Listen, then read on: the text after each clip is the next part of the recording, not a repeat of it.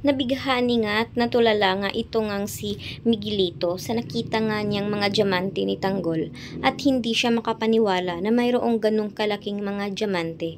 Lalong-lalo pa na galing ito kay Tanggol. Kaya naman nagplano naman ang binata na kukunin raw umano niya ang diamante. Kaya naman ay humingi nga siya ng basbas dito sa kanyang lolo na si Gustavo kung pwede nga daw ay kukunin niya at nanakawin raw niya ang diamante dahil nagkakahalaga raw ito ng malaking pera. Subalit ay nagalit naman itong si Gustavo at sinabi niya ditong hindi niya pwedeng gawin iyon lalong-lalo niya dito nga sa pamilya ng mga Montenegro dahil alam niya kung paano raw magalit ang mga Montenegro lalong-lalo na itong si Ramon. Kaya naman binalaan nga siya nito na wag na itong gawin.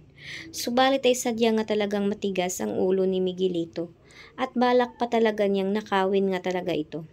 At dito na nga ang magsisimula ang away ni Miguelito at ni Tanggol.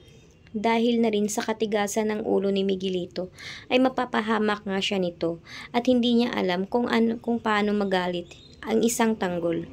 Kaya dito ay masusubukan na ang kanyang tapang dahil na rin ay kinalaban nga niya ang maling tao, lalo nang itong si Tanggol.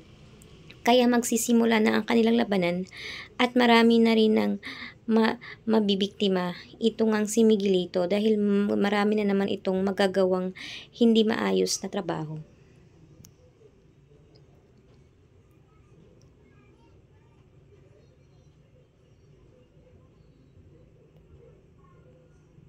Kaya maraming salamat sa panonood at aabangan natin bukas ang another episode